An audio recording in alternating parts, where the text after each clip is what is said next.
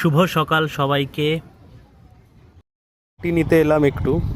আমরা তো সল্ট লেকে থাকি, এখানে মাটি এসব কিছু পাওয়া যায় না। মাটিও মনে হয় ফ্লিপকার্ট থেকে অর্ডার দিয়ে কিনতে হবে। তো পাশেই একটা এরকম ঝিল আছে যার জল শুকিয়ে গেছে। তো এখানের যে মাটিটা আছে সেটা যেহেতু মাছের খাবার এগুলো সব পচা জিনিসপত্র থাকে, তো মাটিটা খুব ভালো তৈরি হয়। তো ওই জন্য এখানে এলাম আজকে একটুখানি মাটি নিয়ে যাব, যে মাটিটা দিয়ে যদি কোনোরকম কোনো গাছের গোড়ায় দেওয়ার থাকে বা নতুন কোনো গাছ লাগানোর থাকে, এই মাটিটা খুবই সুন্দর হয়, বেশ সার হয়। সে কারণে এই মাটিটা আজকে নিয়ে যাব। এই মাটি নাকি খুব সুন্দর হয়। কি সুন্দর দেখুন, জায়গাটা খুব সুন্দর। এখানে নৌকা রাখা আছে, আর এই পুরো জায়গাটায় জলে ভর্তি ছিল, এখন একটুও জল নেই। এবার এই পুরো জায়গাটা কি সুন্দর শুকিয়ে গেছে।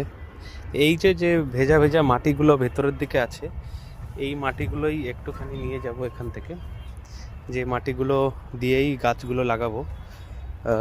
দেখা যাক গাছগুলো কেমন কি হয়। শুনেছি সবাই বলে যে এই মাটিগুলো ভালো হয়, যেহেতু পুকুরের একদম ঝিলের নিচের মাটি, যেখানে সার এইসব যে মাছের খাবার দেওয়া হয়, তারপরে যে সমস্ত ডাস্টগুলো থাকে সেগুলো নিচের দিকে পড়ে, সেই সব মিলিয়ে এই জায়গাটার মাটিটা খুব সুন্দর শুনেছি।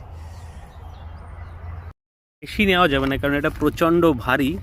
এইটুকুই নিয়েছি, দেখি এটা নিয়ে যেতে যেতেই অবস্থা খারাপ হয়ে যাবে। ফাইনালি এইটুকু মাটি আনতে পেরেছি, আর একটা ব্যাগ যেটা ছিল সেটা গেল ছিঁড়ে। তো এইটুকু মাটি এনেছি, আশা করি এটাতে হবে, কিন্তু যদি লাগে আরেকদিন একটু যেতে হবে। এটা দিয়েই কোনোভাবে কাজ চালাতে হবে। মাটিটা বেশ ভালো আছে, সুন্দর সার হয়েছে। এটা দিয়ে গাছ লাগালে গাছ মোটামুটি তাড়াতাড়ি বেড়ে উঠবে।